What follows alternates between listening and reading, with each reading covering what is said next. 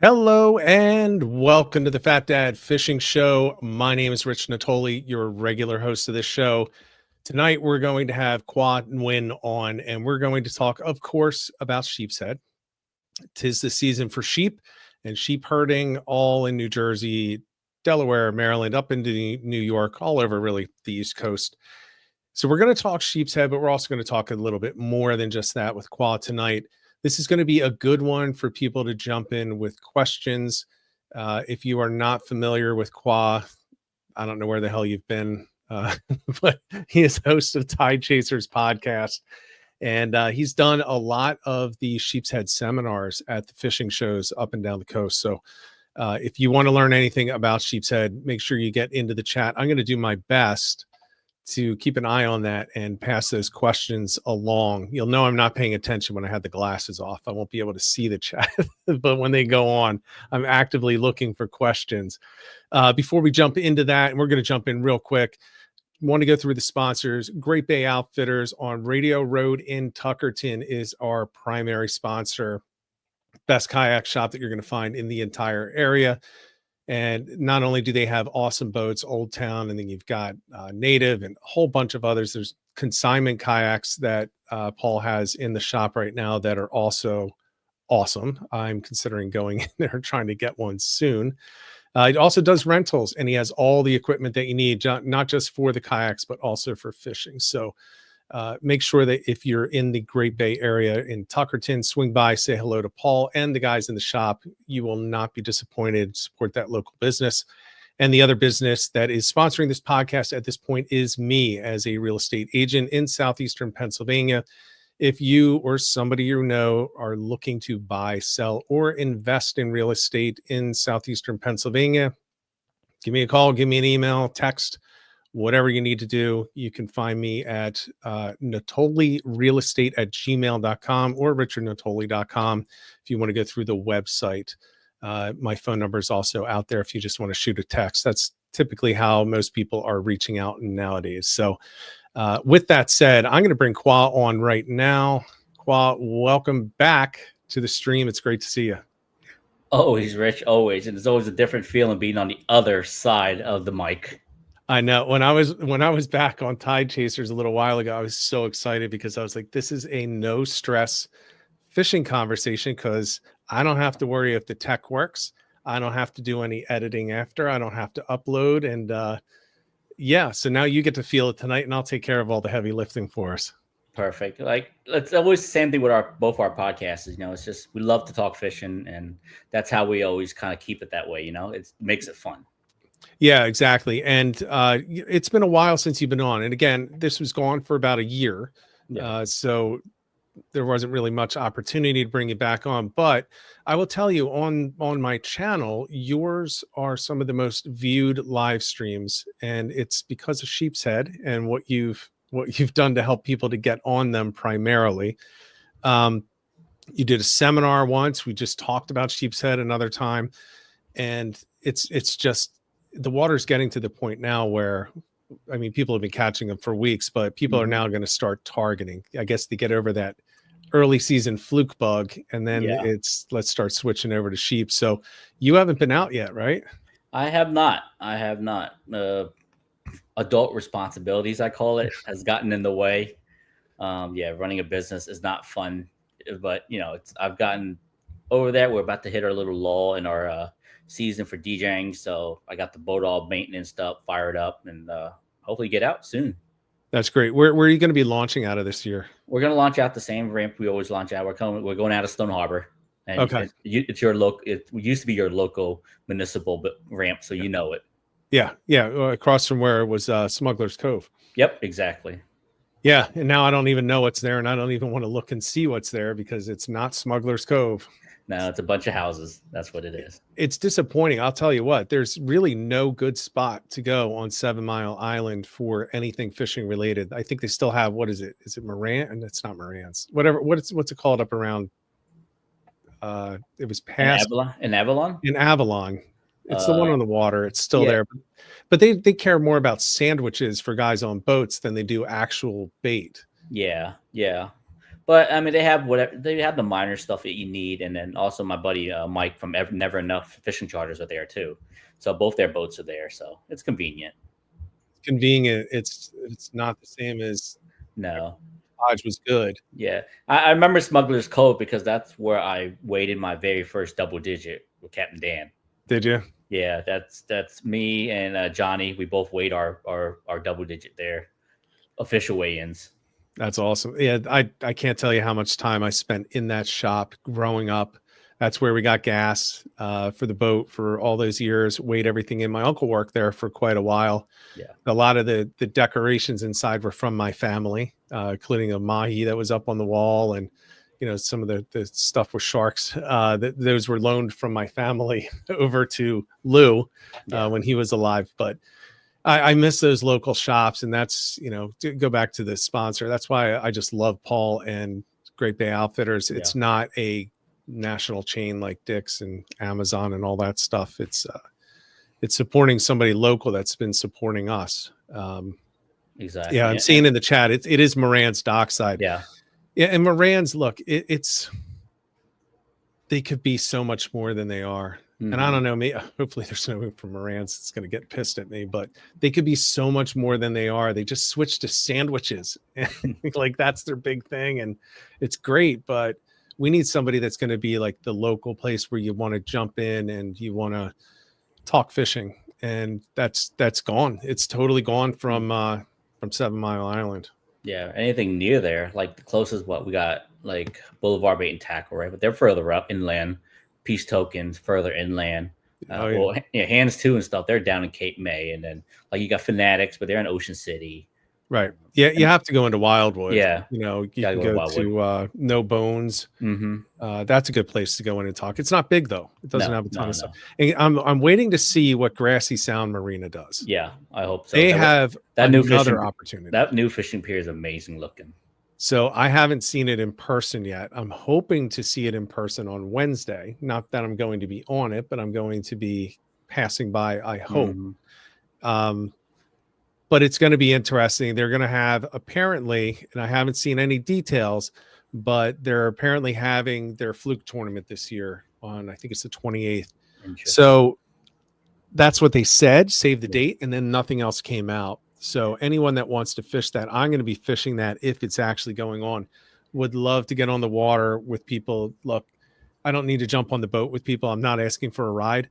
I'm just saying I'm going to be there in a kayak, but it would be great to meet up with people afterwards at the awards, whether we're winning or not. Yeah. And if you're kayak fishing, let me know, because I want to go out and fish with a bunch of people. As of right now, I don't have anyone to fish with, so I'm going to be fishing solo. So reach out if anyone's interested. But let's start talking because in that area there are bridges. Mm-hmm. There are good bridges in 7 Mile Island area south.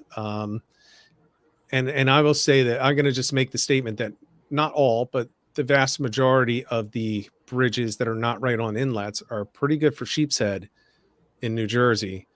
So let's start off. Is this when you would tell people, yeah, it's time to start really focusing on Sheepshead, or do you still think with the water temperatures we're a little out from it? No, I think it's about time. It's about time. The temps are just right. The black drum already came through, and like I always said, when the black drums roll through, you keep an eye on that, because once they make their showing, it's the time that the Sheepshead tend to follow along. Yeah, and not saying that we haven't seen them. Even in April, like we've got guys that dive the Cape May jetties, right? They dive the Cape May jetties, and I get reports back. There's walls and walls of Sheepshead out there, hundreds of them. But they feel like they're in space. They're just sitting there hovering. Yeah. And you could pitch crabs to them for like days and they will not eat. They're just staging to come in. Right.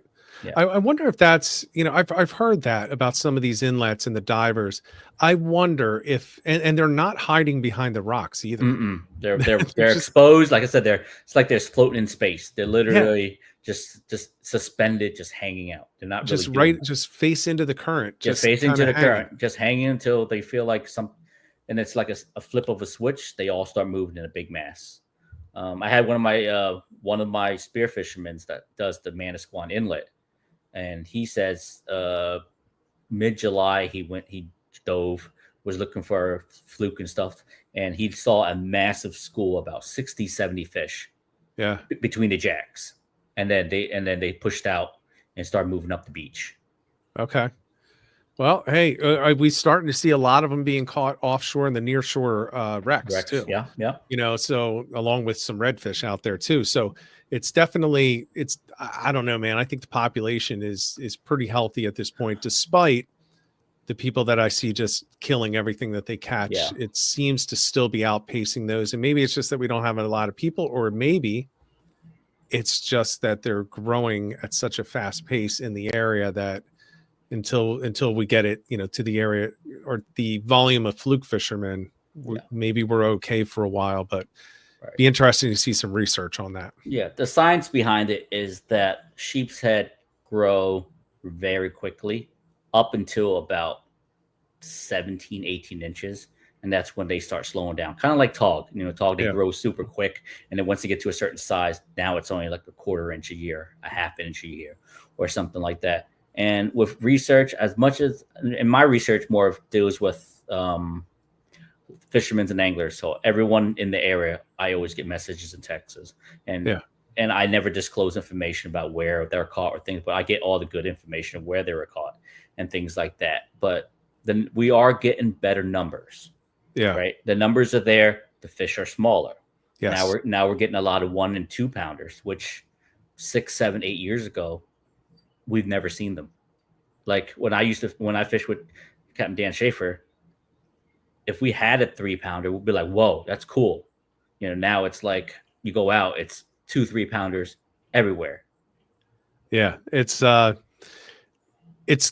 good to see that there are a lot of small ones coming in. You'd like to have some of those bigger ones around too. And they still are. I mean, you're still seeing double digits getting pulled up, just not with the frequency that you were having, where you're pulling out 6 or 7. Yeah. We go out to say back 2013, 2014. We'll go out in a day. We'll do an easy 8 to 10 double digit fish a day. And then we'll break off just as many big fish. We only broke off big fish. You get the 11 to 12 to 13s, they come up, we get them up all the time. But it's like the 15s, 16s, and 17s that we break off all the time. Yeah. I don't think I've hooked one of those. Actually, I know I haven't, because I haven't broken a line on a sheep yet. And I've caught some double digit, but I didn't weigh them, but they were definitely double digit. And I keep waiting to hear from somebody who caught one with missing the top end of the tail. The top half of the tail is gone. And on the fish you caught. Yeah. And I was like, I keep looking, anytime there's a picture of Cape May County, I'm like, oh, where's the tail? Somebody has to have caught that thing. But that was a good fight too, despite the fact it didn't have a tail. Yeah. Those sheepshead are hardy. I mean, they are very hardy. I've seen fish that got shot through with a spear gun, clear right through. They got holes in them, still swimming. I've seen ones that fins bitten off from sharks and things like that. They're still going. Well, it's good, because they're going to get banged around a lot around those jetties and the pilings on the bridges. So I guess they kind of have to at that point. All right. So we're definitely going to talk sheep, but I want to take a step back and kind of connect to, you had mentioned the drum, and you put in some time on the drum this year, and that's kind of getting towards the end for people at this point. And I want to make it clear, it doesn't mean that there aren't drum to be caught. It just means that this is where people are traditionally shifting off, because they've moved out of some of these areas that they're typically in, and you're going to have to go hunting a little bit more for them. But talk a little bit about that. How was your black drum season? Black drum season was good, and I owe a lot to my buddy Johnny. He's been doing this for a very long time, and I've just got recently doing it with him, and it's just fun. Like, it's more of a night of just hanging out, chit chatting. We soak a couple of snot balls out there with rods, and we just sit and just chit chat, and then your rod just doubles over. You'll see the first initial light hit, and then you wait, and then they just grab it and they just take off, and all you hear is your drag screaming. Are you using circle hooks? Yeah, we're on circle hooks. Yeah, so, and you're anchored. Yeah, we're anchored up. We're fishing bays. We're not fishing the beach. We're anchored anywhere 3, 4, maybe 5 ounces of weight, up about maybe 10 inches, dropper loop, nice, and then we just do a nice circle hook. That's all it is. What depth are you typically looking for, or what structure? Are you looking for the oyster beds or the dead oyster beds in most cases? Clam beds, oyster Yeah. beds, and bays, things like that. And water depth, it's honestly at low tide, this location is probably maybe a foot. Yeah. And at high tide, maybe max, maybe 5, 6. Yeah. You know, they're in there. They're in there to do their business. So we're just trying to feed them before they do their business. And this is a totally different school of black drum. That's not like the Delaware Bay black drum. When they're in when they're in the Delaware Bay, that's a whole nother school. This is like that early push of black drum that no one looks for. The last 2 weeks of March, the first 2 weeks of May, something like that. Everyone's just kind of looking for stripers or things like that. And we're just timing this focus on these black drums. Yeah, and I'll tell you what, so you're in the back bays when you're doing this, right? So Yep. you're going to get a different size fish than you're going to get out in the Delaware Bay, where you're talking, it's not going to be uncommon to get a 60 to 100-pound fish. No. In the Delaware Bay. It's a little less common than it used to be, but you could still pull out 100-pound fish from there. But you're using essentially the same tactics, just in a different area. I mean, correct. You're dropping the same thing. What size circle hook are you using? We're using big circle, like 8/0s. Yeah. Okay. 8/0. And yeah. With clam bellies on it. Are you tying them on with floss? You have to get fresh surf clam, which is almost impossible. But we have our sources that we get them. Yeah, and then you do the whole clam, and then you use the thread, wrap it on there really good, keep it nice and tight, and you just chuck it out there as far as you can go. The most important detail of this is you have to consistently change bait. Yeah. Like 10, 15 minutes. If you don't get a hit, you don't get a bite, switch the bait up, do it again, and just keep doing it. So we're coming out with like a half bushel sometimes just to soak it, because once the flavor of that clam washes out, it's useless. Right. Well, it's not useless if you want dogfish. Yeah, you want dogfish, skate, or any of the or the crabs and eel, especially the eels. They start bothering the heck out of it. I can't stand it when I hook an eel. So you're only bringing a half a bushel though, so you're not chumming at the same time. No, we're not chumming. No, definitely not. Okay, so that's different than the way that I did it. Yeah, I've always done it where, in a kayak, when I did it, I'm sitting there and it's difficult in a kayak because you want to fish off the front, but you can't because of the way the current's going. So I'm just sitting there with the rod in my hand. The line is behind me and not far behind. I just kind of, pitch it over my shoulder. It goes back maybe 20 yards. And then I'm sitting there with the clams in the front. I got my drive up, so I got room, and I'm just popping the top and I'm just tossing them up current and letting them drift back and sink underneath me, so they sink within a couple yards. Right. Well, that's from a kayak and a boat, right? So we're doing it from shore.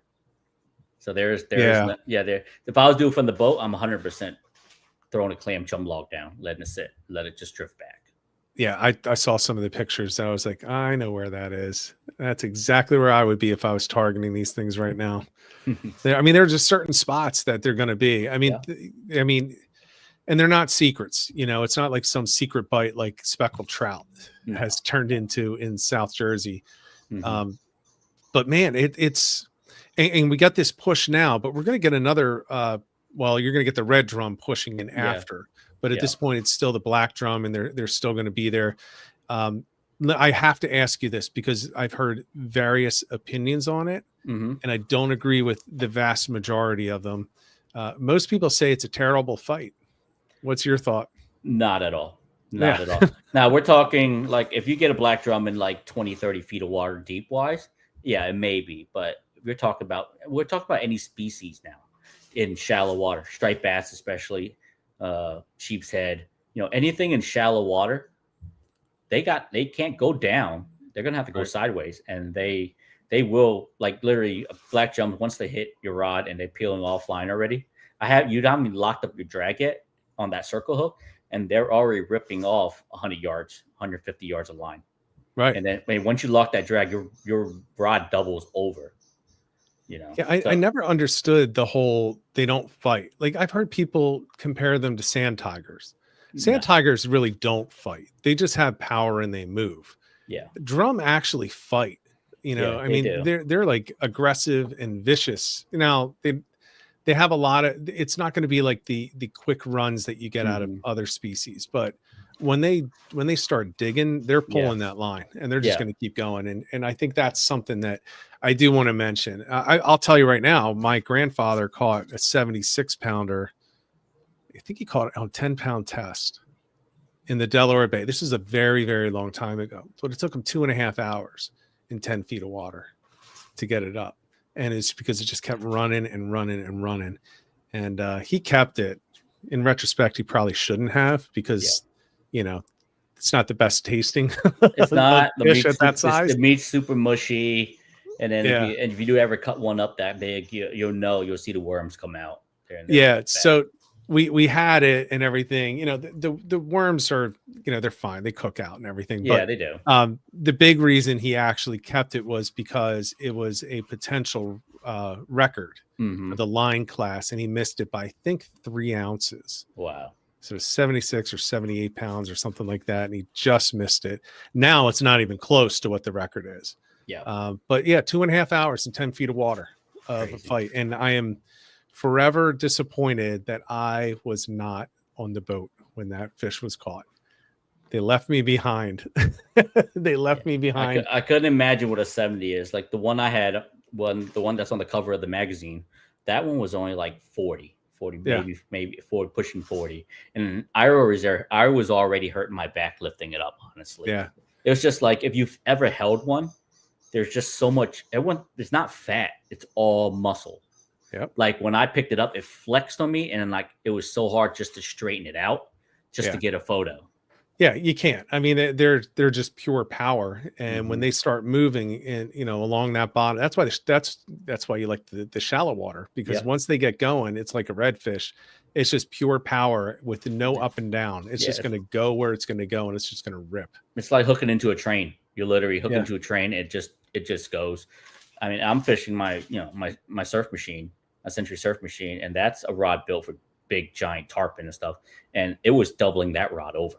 yeah. So, And you got the gear, you got the rods to handle it. So oh yeah, I mean, I beat the crap out of our gear because that's my job. So, right, yeah, right. yeah. So, I mean, I locked the drag as much as I could because I wanted to know, full power.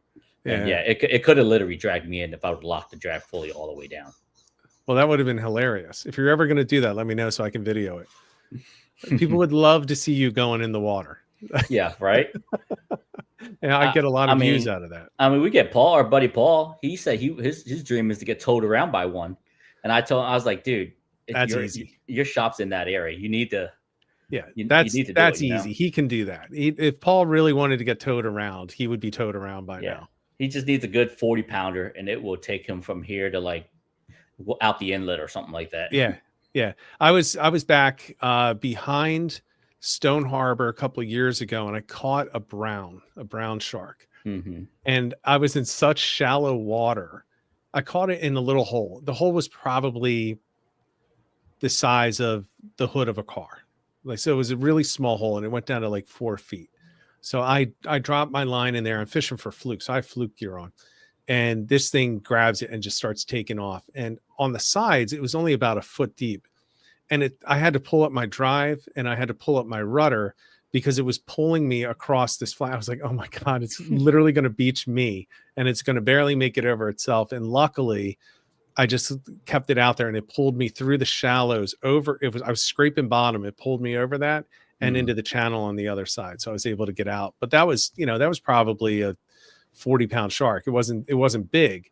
But yeah, Paul should be able to get towed around. He's just got to spend his time on this black drum. Right.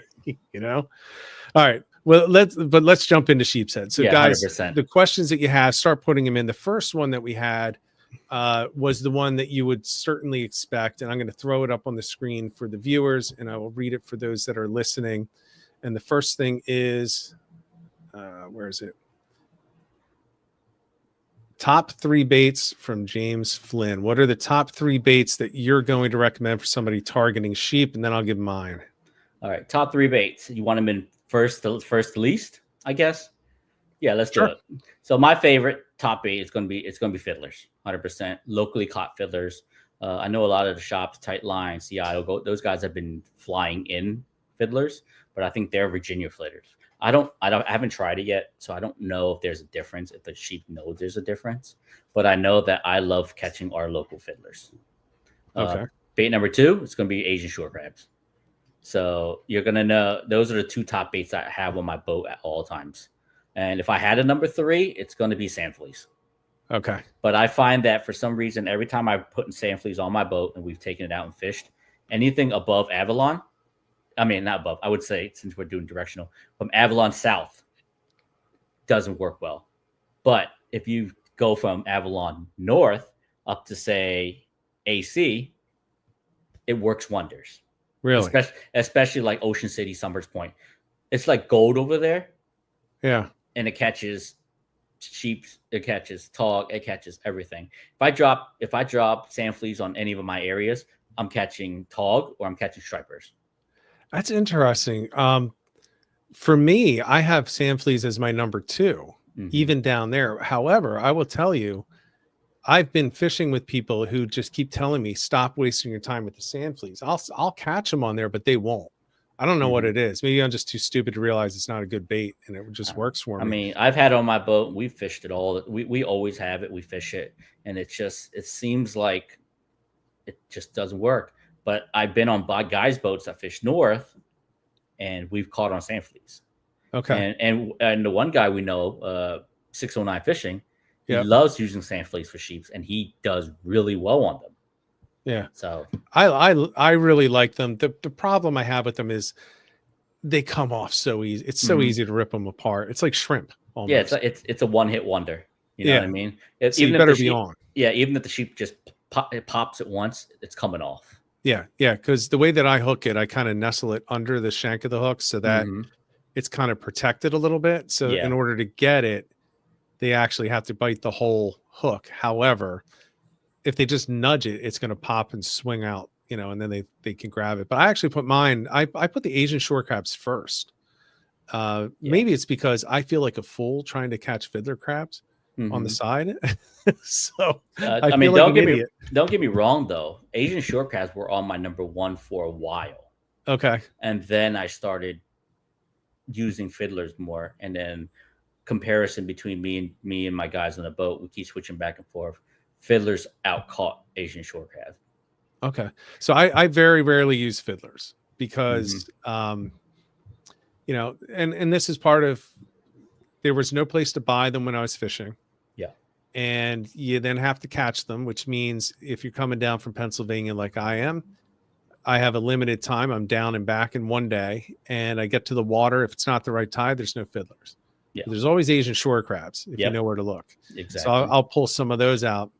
Sand fleas, you can get at any tackle shop. So I would get sand fleas. And then the last one is shrimp. Yeah.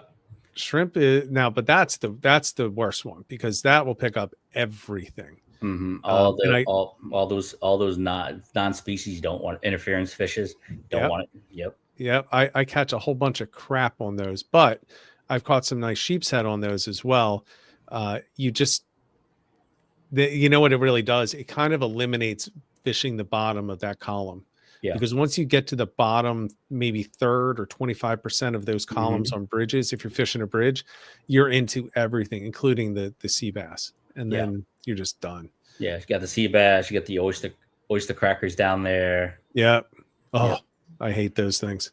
They're the worst. They're the absolute worst. Although I did see speaking of 609, where he was out trying to target them and he was catching, I think he ate them. I've seen people eat them, honestly.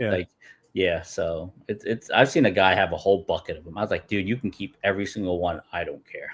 They're probably good. You know how they pop, they get them.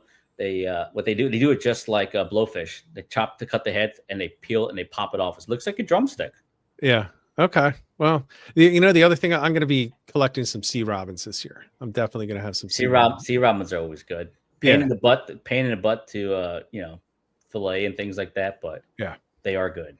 It's worth a try. All right, next question that we have from Frank Locke.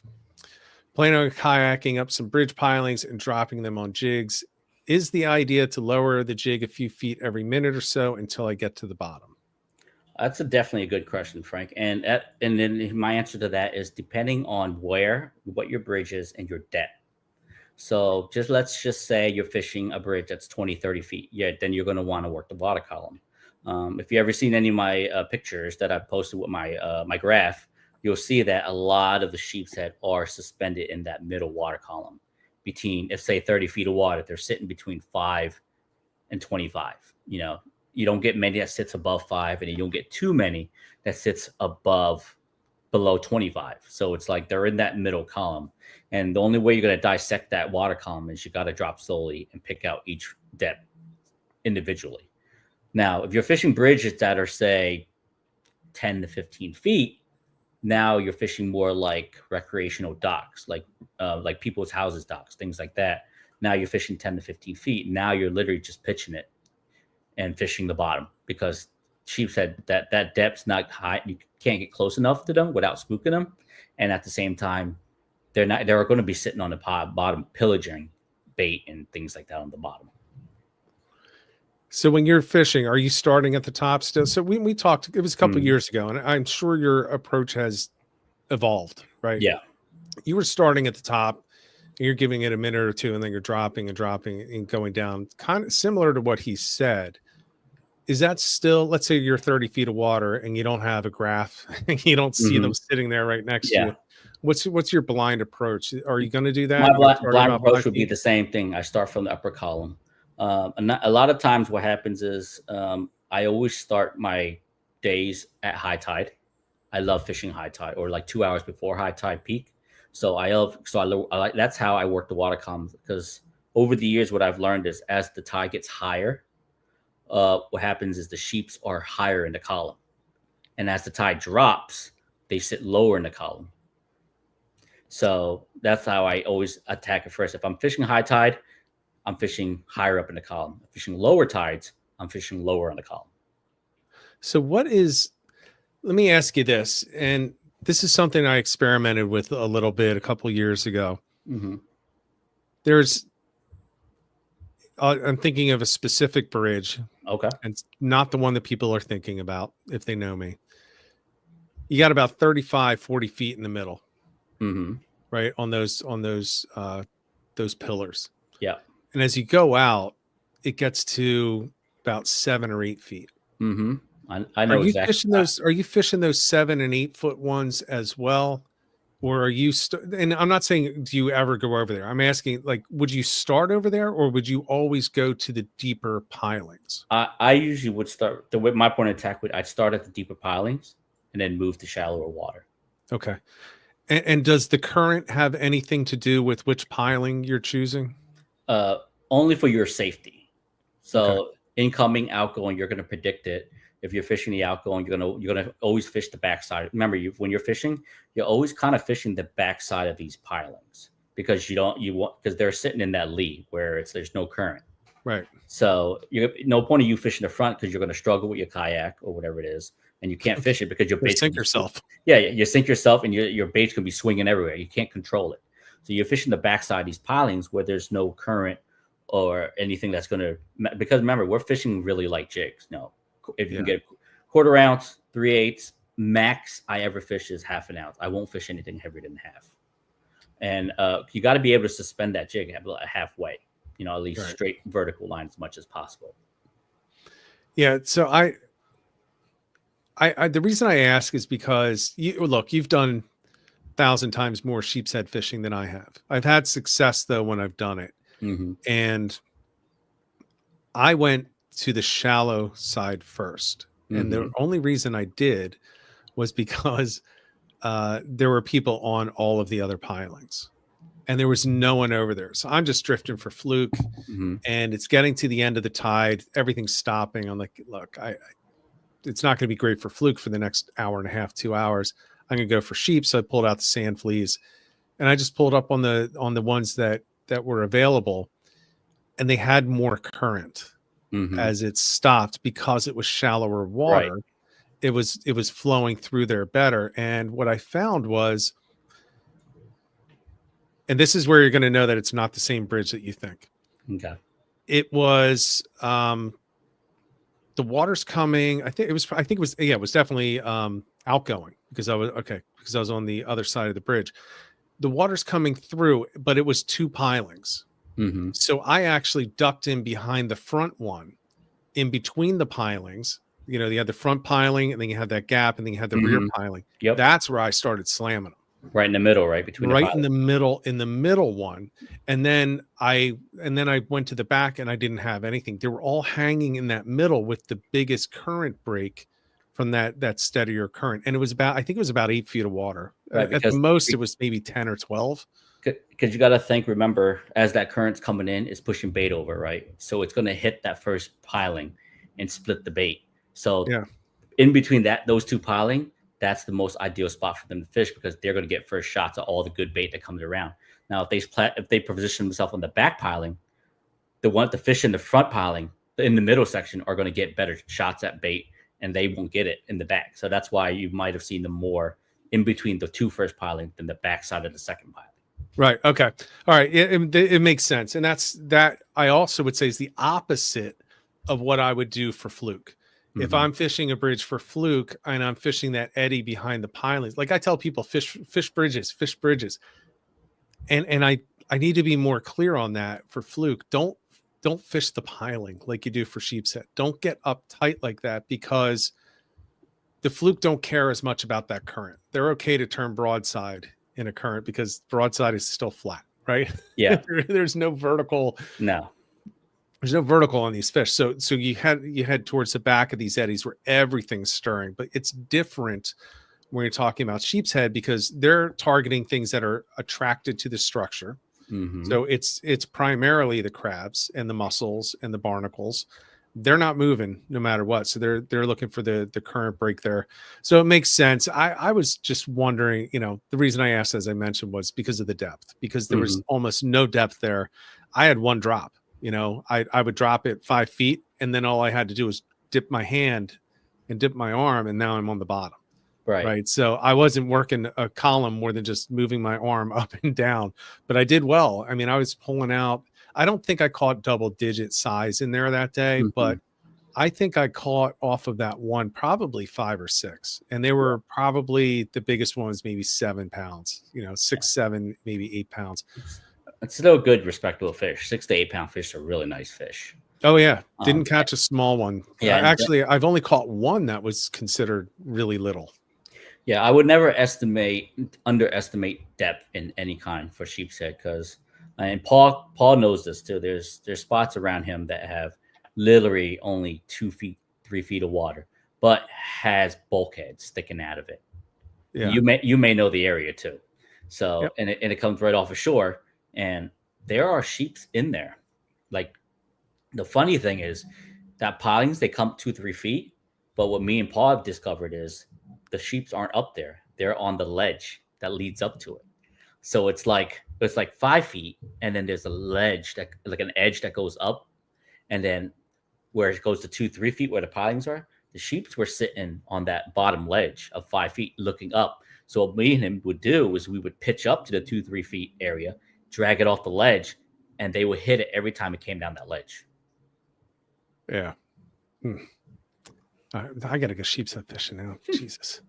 I'm hoping to hit the water on Wednesday. Yeah, so we'll see. It's a very funky spot. So I'm looking through the comments and see. Joshua asked, have we found any sheeps on sod banks? 100%.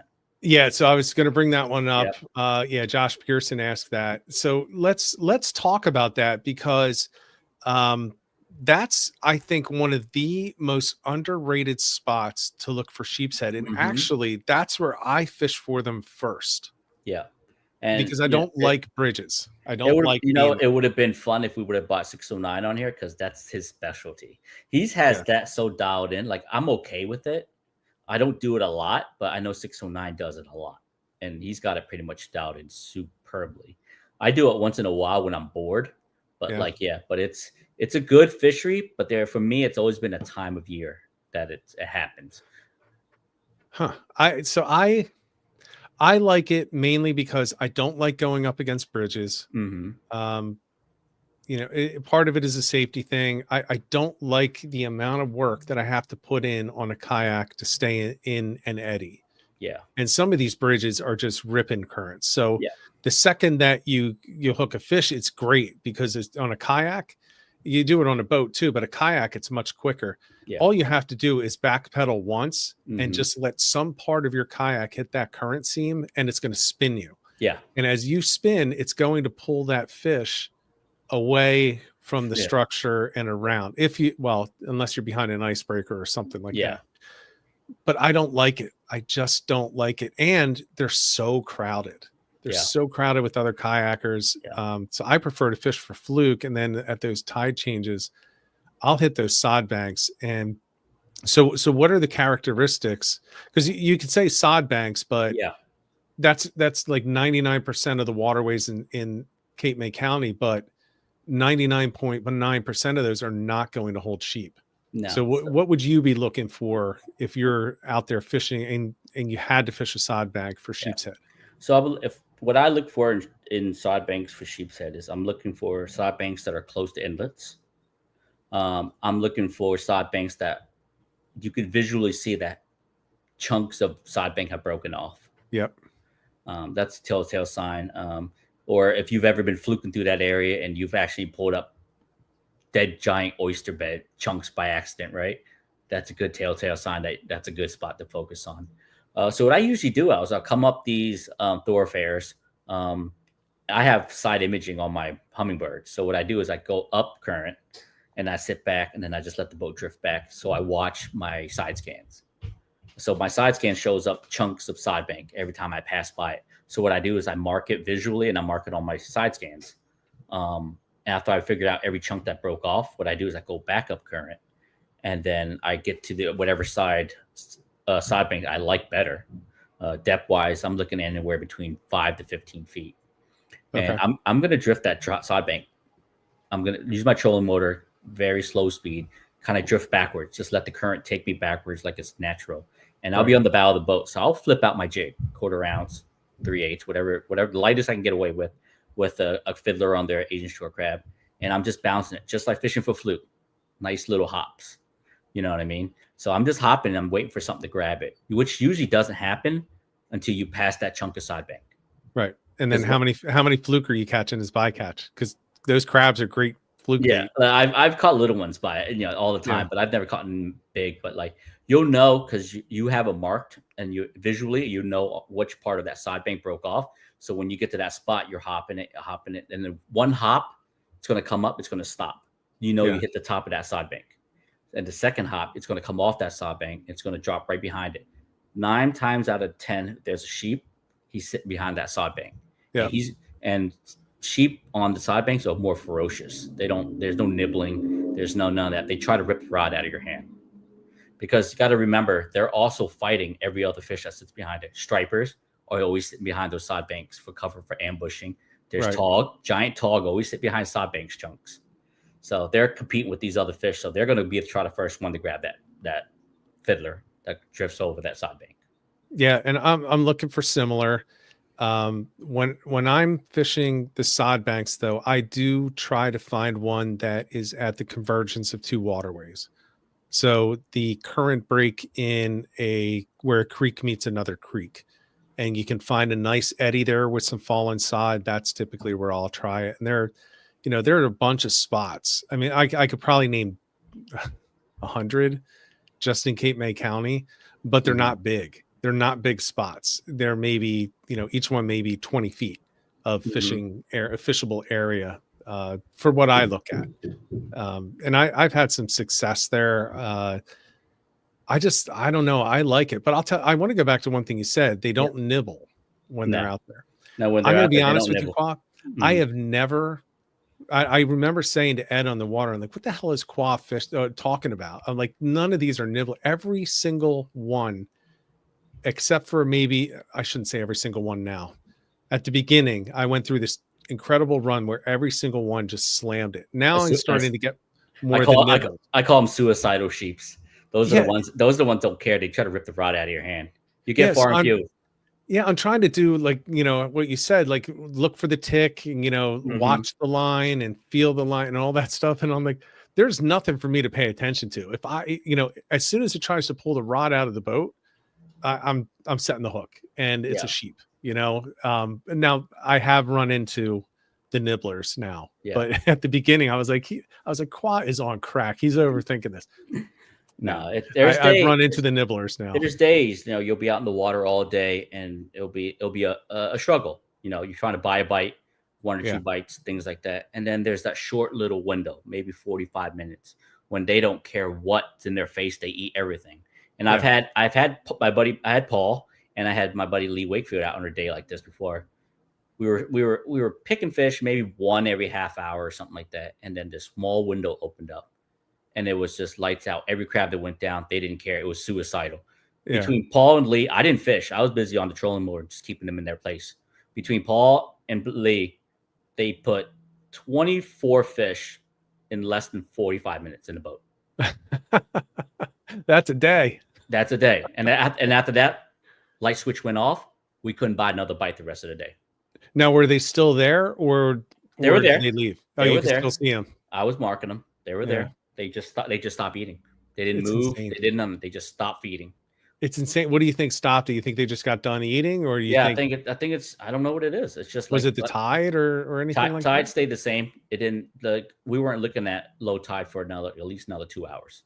Wow. It just, the light switch just went off, and then that was it. And then we rode around, just kept picking at fish here and there, but that window opened up and so fast. Yeah, literally. See, Paul just said it was like 30 minutes of freaking mayhem. He's like, if I would have got a rod in the water, we would have been tripled up every time. Like every time a crab went down, they were literally 10 feet right below us. The crab barely Yeah. made it 10 feet, and they were just hammering it, trying to rip rods out of everybody by hand. Lee was the bite was so good, he broke out his ultralight rod, and Yeah. he was and bait caster, and he was just hooking them on that too. Yeah. Those are the best days. One of the single best striped bass days I had. We were chunking in the backwaters, and we started off with 4 lines for 2 people, just sitting out with circle hooks. This was way back in the day. And all of a sudden, all 4 go down. We're like, oh my God. So we get them in, we release them. And for some reason, we put the 4 lines back out, and we're tried to, and we didn't get to the 4.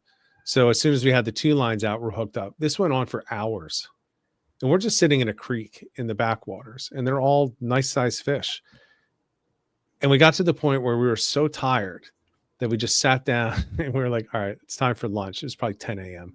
So we just sat down, we ate lunch, we just hung out for probably an hour and a half. We're like, well, let's see if there's anything here. So we'd go to toss the lines out and start chunking again. As soon as the lines hit the water, we're doubled up again. And it was insanity. And then nothing. It just stopped. And not only that, they never came back to that spot the rest of the season.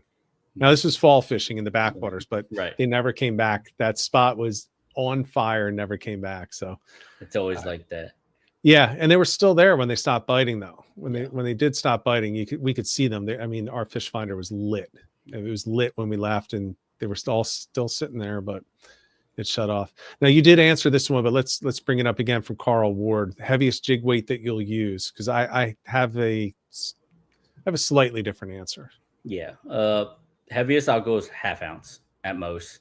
If I have to use more than half ounce, I'm leaving. I'm going to find another area. I will go up to 3/4 ounce, and part of it is I can't leave.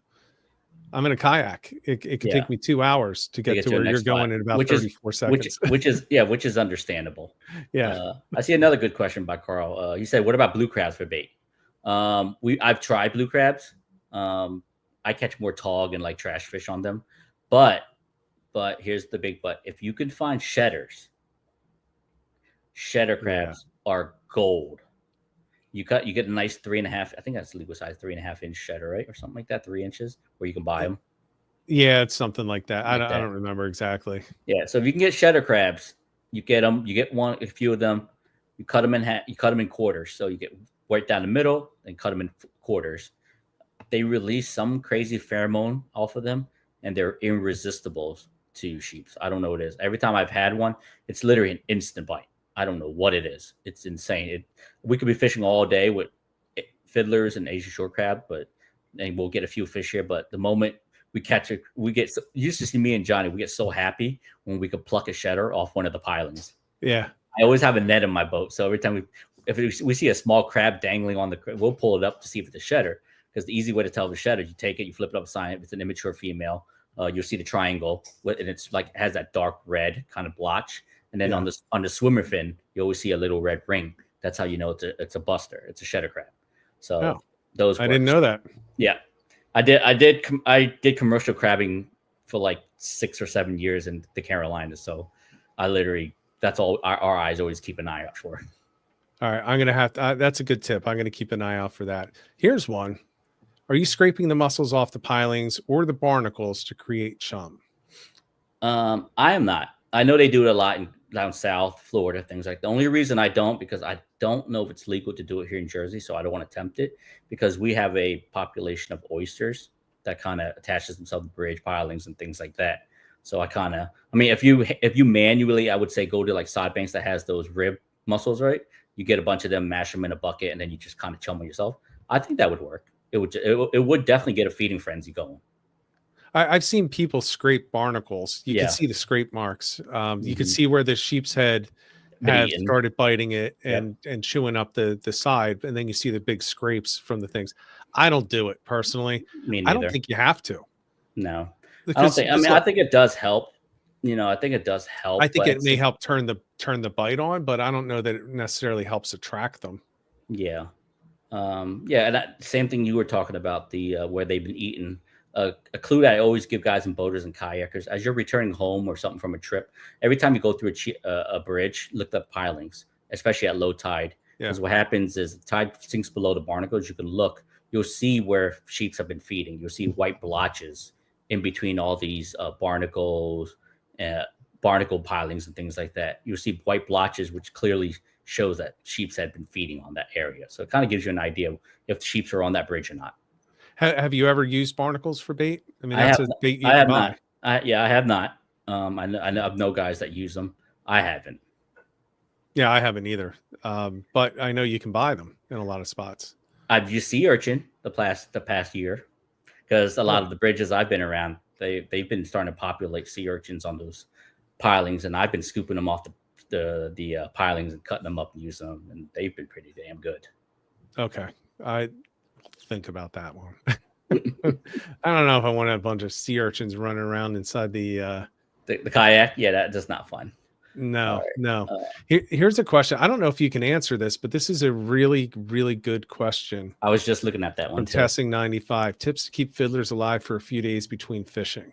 All right. Well, guys, if you're anything like me or Rich and live in PA, and we don't have the privilege of walking out our back docks to collect fiddlers at low tide at 4 a.m. in the morning, what I do is I get a plastic Tupperware, just like a nice flat one or something like that. Take one of your wife's one.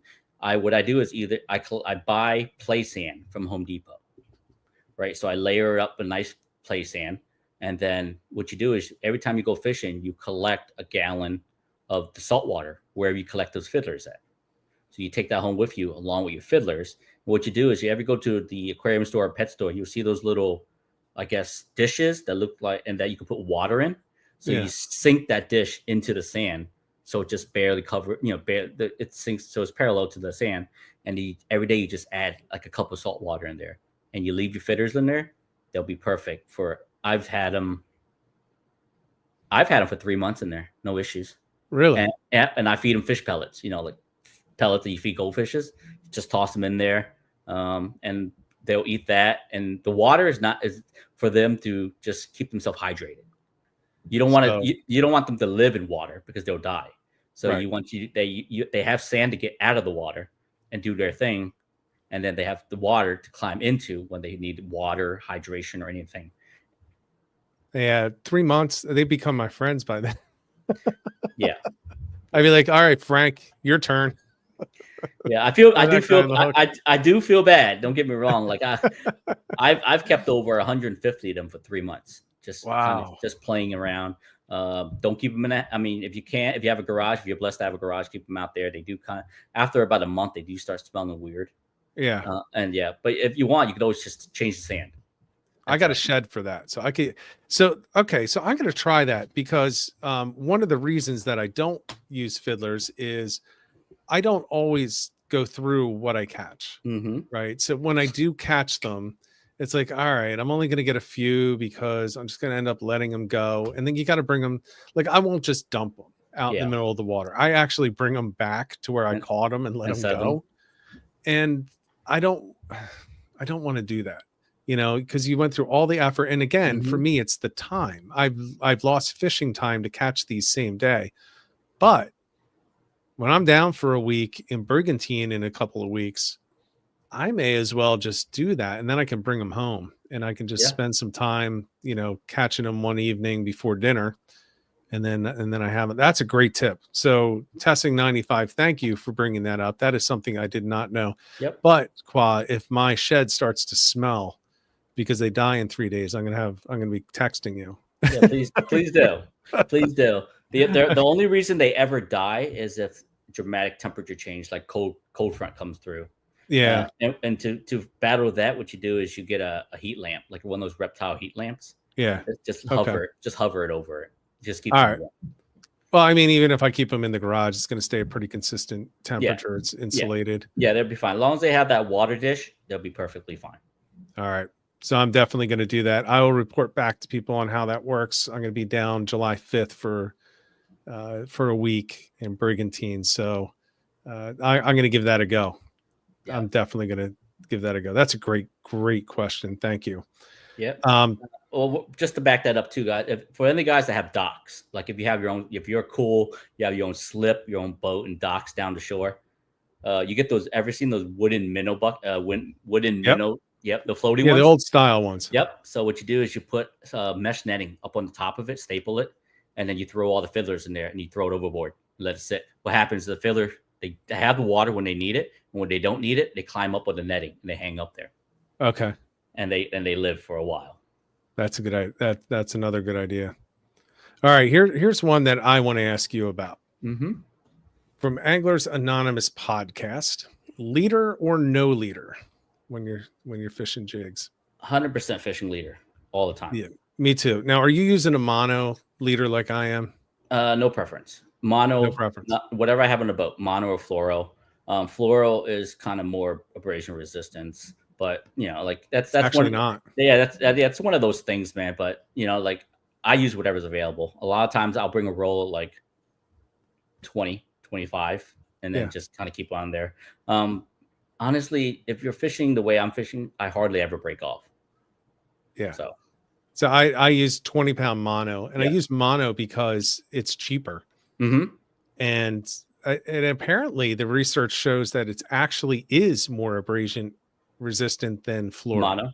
I know it stretches a lot better. I wasn't sure about the abrasion. It stretches, but it is more visible in the water column. But I will say, just like with fluke, I don't think that Sheepshead give a rat's ass if there's a leader in front of them. And I also don't think striped bass care.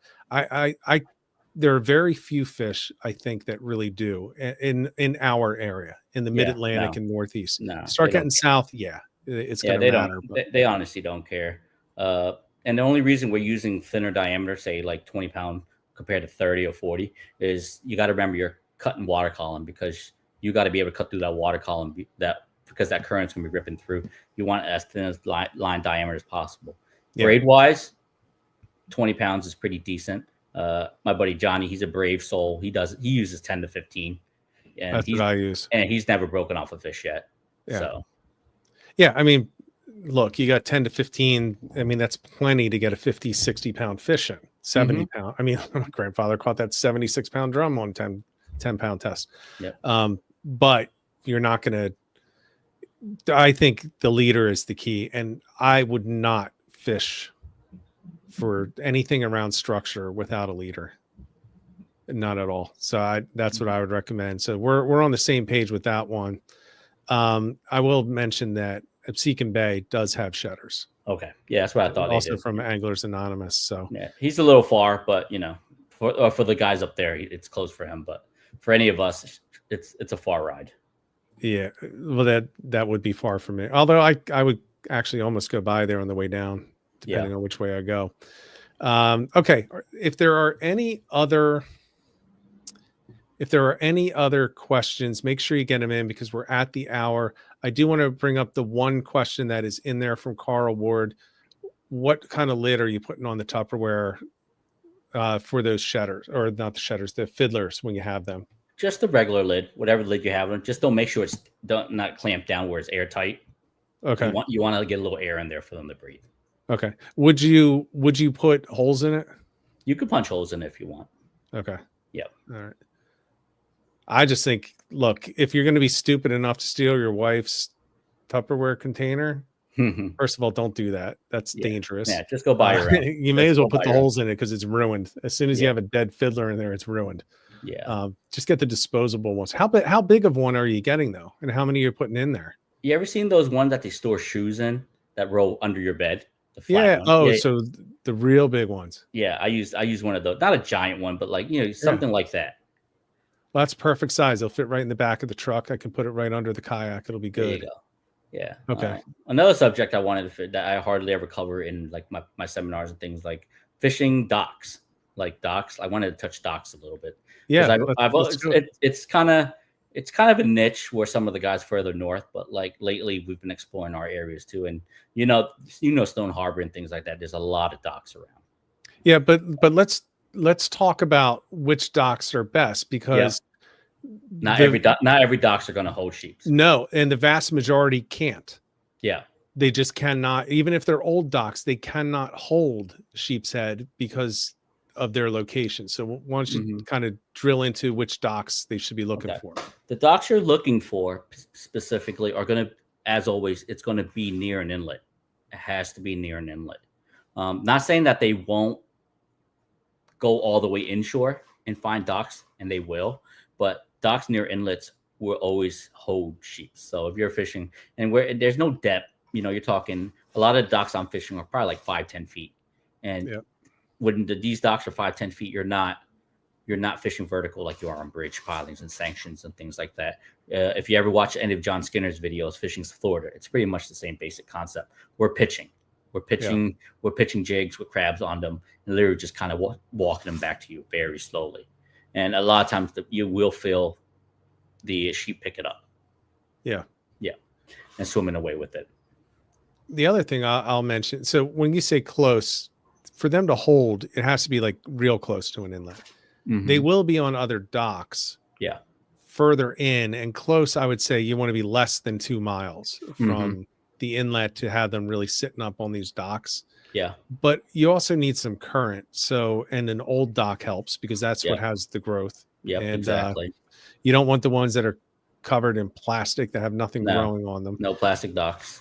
But don't go in the back where there's no current. If the water is just flowing into a bay and there's a ton of docks, like where I grew up, that bay is not holding Sheepshead because there's no current. The water just kind of like floods in. The actual current is in the channel, which doesn't come through the bay. It goes alongside the bay. So there's really not a great reason for a Sheepshead to be there. But once you hit the ICW, now you're looking at some decent docks as long as you have a good current break on them.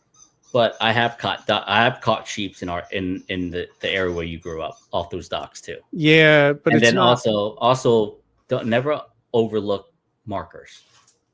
Channel markers. Yeah. You're not going to get a school of fish off markers, but you're going to pick 1 or 2 fish off markers if they're on the markers. And I have right out launching a boat. I ran out and I sit there. There's a few markers in front of us. It's on the way to my spot, so I'll stop by, hit them real quick. Boom, boom, boom. They're like 7-8 feet. I'll hit them. No fish. Move to the next one. Hit them. I occasionally get lucky and I'll pick 1 or 2 off a marker. Yeah, I remember the first time I saw you on the water after your first podcast appearance with me.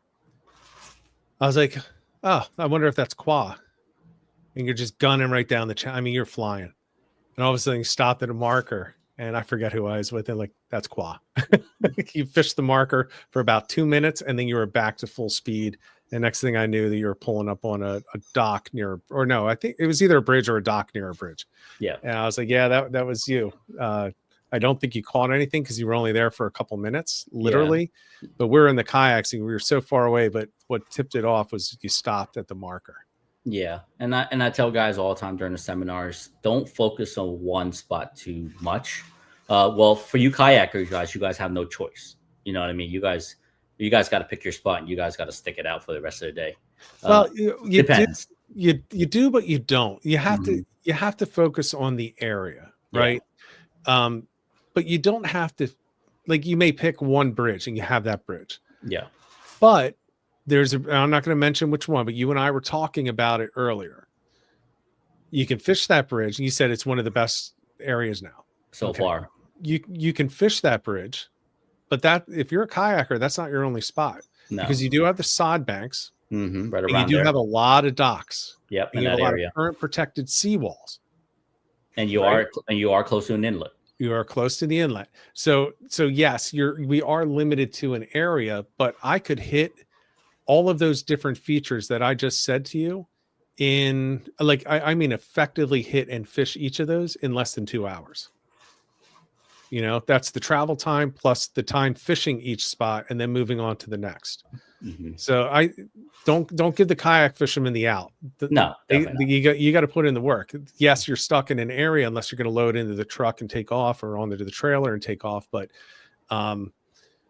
you have options, and you should have multiple options before you actually hit the water, because if they're not multiple options, it might not be worth going, at least in that area, you know. So make sure you read those currents and tides and everything ahead of time. Oh, got this one quick question from Joshua. You see at the bottom, it says, do you find sheep stop hitting after you pick 1 or 2 off?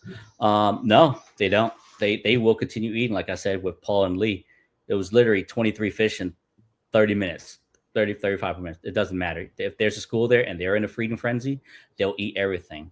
I also have guys that fished on my boat that will work on one fish for like 10, 15 minutes. You know, I watch the guy, because I hold the boat and I will literally watch my guy drop his jig down with the crab and literally get eaten 6 or 7 times from that same fish, because I know it's one fish. Yeah. And then that fish will eat that, keep taking his bait. He don't care.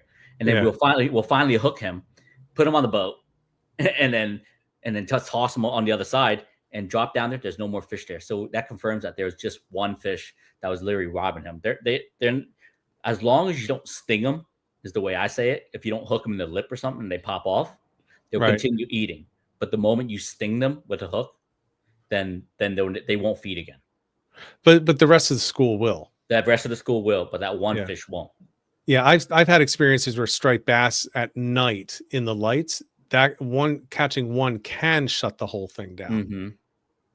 It depends. I mean, it doesn't have to, though, but I've seen it happen.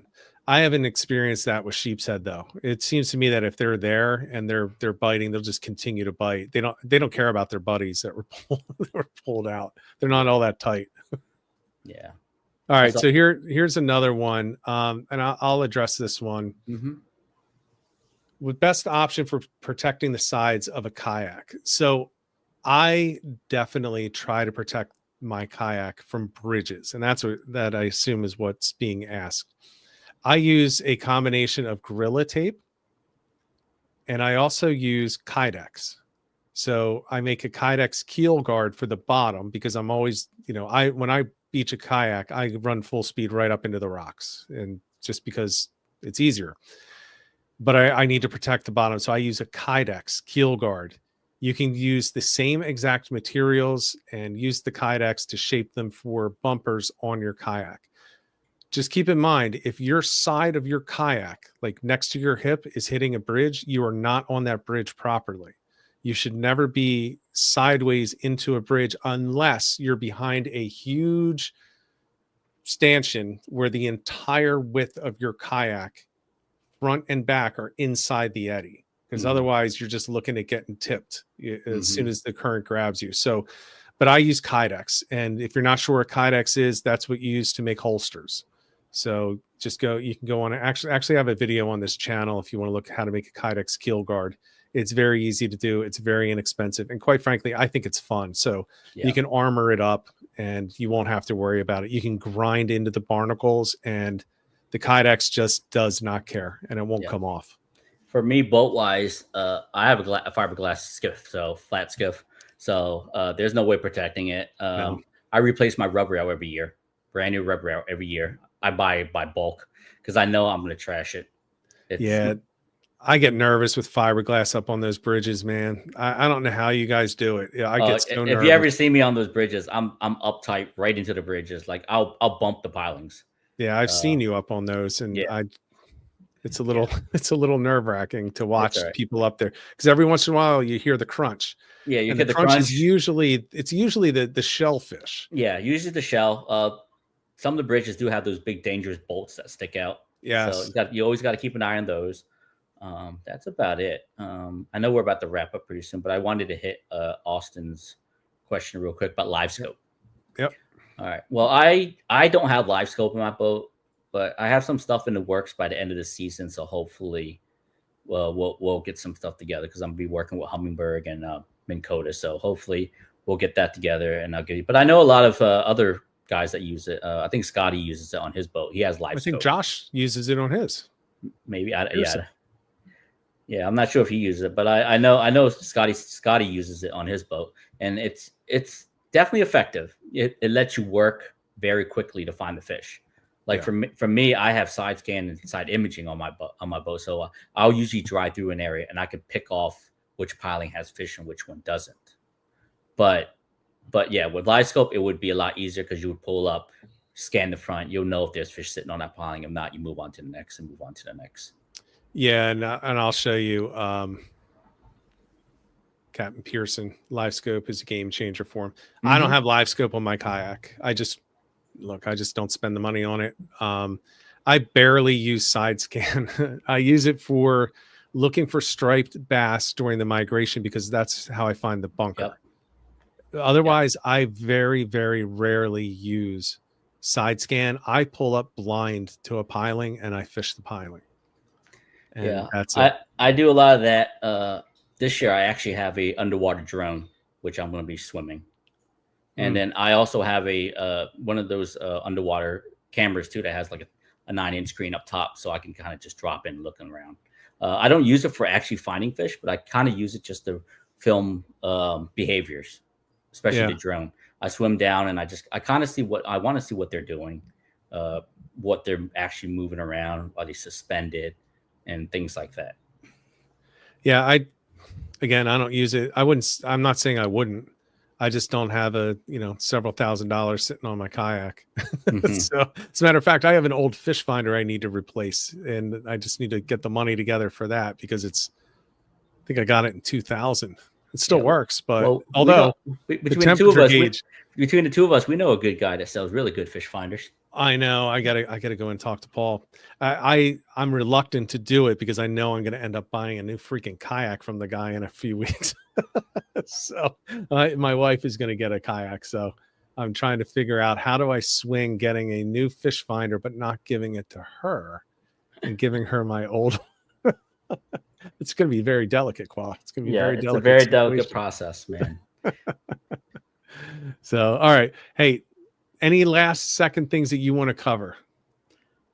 No, not really. But like I said, I'm always looking for new guys to take out fishing. I don't run charters. I have my captain's license, but I just don't have the time in my busy schedule to actually run charters. But I'm always excited to take out new people to fish, especially if it's something you want to check off your bucket list. Just feel free. I'm a friendly guy. And so let me ask you this. Yeah. Will you want to go out later this year and not only hit sheep, but also go for the triggerfish? Yeah, we could do trigger and start beginning of August. I start looking for cobia. I start looking for cobia in August, so we can always run out and hunt for some cobia or something like that. Let's get together this year. And then we still got to check off that redfish. You've been doing so much research in areas that hold them. And we're going to find one. We're going to find one together. So people make fun of me for this, and I don't know if I've mentioned before, you and I are, when we're texting, it's usually about where we just saw a redfish. Yeah. Or if I see something on my Navionics that looks redfishy, I'd send it to you. Be like, look, this looks good. It has grass. It has sides, it has sand, it has an edge. I think it may hold redfish. Yeah, and I will say there was one time where I was on the water and we're texting. You were up in Pennsylvania. Mm-hmm. I think you were at work. Yeah, probably. And you're texting me. You're like, okay, where are you? And I told you exactly. And I said, I think this looks right. And you were telling me like nudge over to this spot. And I did. And that's where I had a roll on the top water from a redfish. It's a little spot. Very clearly a redfish. It's a spot that has two little islands right next to each other. I always see a redfish tailing in there. Like every time I go by, I'm not looking for him, but I'm going by bass fishing, and I always see one in there with his tail up. Yeah. So I mean, we'll find one. We got to get Josh Pearson in there too. He's definitely he's gonna find one. Yeah, he's gonna find one. I gotta hold myself from running up north when the fall run kicks in, because when the mullet run kicks in here, I really have to focus on them, because that's like the most closest we're gonna get to catching a redfish is when that mullet run picks up. Yeah. Well, and there are some spots that I know that they are. Again, I'm looking for where they hold, not where they're coming in on a mullet run, right? Because we know those spots. There are several well-known spots that you can still catch them. I'm looking, where are they in July? You know, if we can find, and that's where, and we were right. You were right when you said just nudge over to this section, and that was July. That was early July, and one rolled on it. So. Well, before we start talking for another 2 hours and people start making fun of me again for talking redfish in New Jersey, we'll move on. Khoa, thanks for coming on. I really appreciate it. Everyone, thank you for the questions and being active in the chat. We're going to try to be back next week with a I'm not quite sure what the show is going to be. It's really, really tough time of year to get guests that can come on at a specific time, because most of these captains are on the water until like right before the stream starts, or they're trying to clean the boat, or they're trying to get crabs or bait for the next day. But we're going to get one together for next week. Everyone, thanks for tuning in. Until next week, until next episode, everyone, get out there, get on the water, and get some tight lines. Yep, tight lines.